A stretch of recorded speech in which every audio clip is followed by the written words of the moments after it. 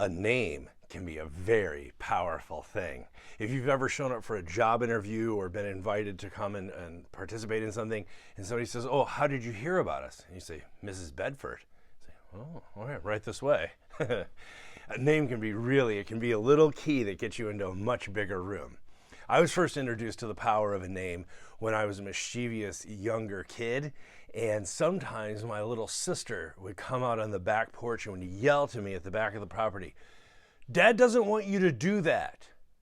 Now, I thought she was bluffing, but I couldn't afford to walk inside and to ask, "Hey, Dad, do you want me doing that questionable thing or what?" Amy said you didn't want me to. You can't afford to. She had invoked the name, and it carried power.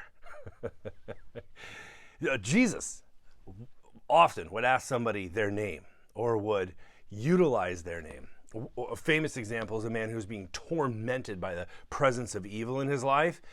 And Jesus says, "What's your name?" And he gives the name of a Roman military formation. I'm Legion. It's an intimidating name.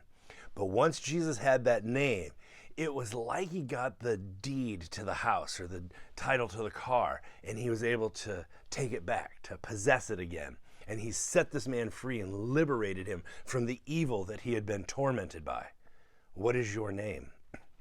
Naming something can be an incredibly powerful name. That's why you can't allow other people to name you, right? If they give you a nickname, you can't afford to let it stand and for that thing to spread.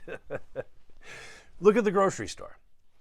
Why is it that there is one aisle in the grocery store that's named ethnic food? All food is ethnic food. Like, how did the sauerkraut not end up in the ethnic food aisle? Why is that in the condiment aisle, right? Or the kielbasa back at the butcher station? Like, you have to be careful when you get named and put in an aisle. It's why this moment that we're living in is so vital, because corporations or institutions, universities, even denominations, congregations can start up a subcommittee or a task force on racial diversity and reconciliation or something like this. And but once that's named, it's like the grocery store. Once you have an aisle or a committee or a task force, and their job, right, is that one thing.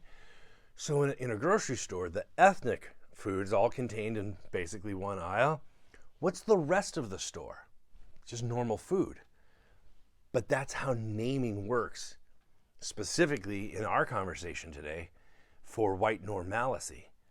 Because if you have one group that's focused on diversity or racial reconciliation or whatever it is, but that's not HR, right?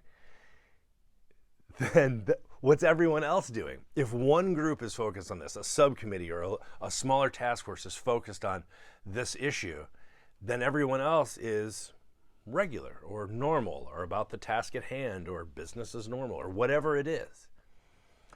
So this is why the naming in our moment is really important, to name whiteness, because white normalcy lives. It prospers by being unacknowledged, by people turning a blind eye to it being unseen. If you don't see it, it's just normal, right? It doesn't stand out to you. And that's how white normalcy operates.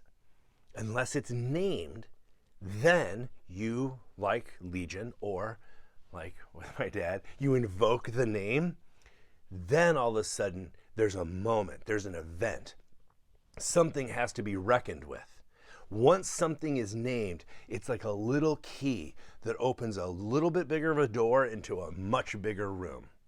This, by the way, is why I want to be so careful for the church not to fall into what our culture has fallen into with snark and dismissal, right? So many times people will dismiss and say, "Oh, he's just a white guy," right? And that's, I get why the world does that. But that can't be the gospel. The good news response is to be dismissive and snarky, or where all white women become Karens, right? So this is why identity politics is great for politics. but it may not be great for community, and specifically the beloved community. Because we have to have a vision that names the aisles in the grocery store, because it's all ethnic food.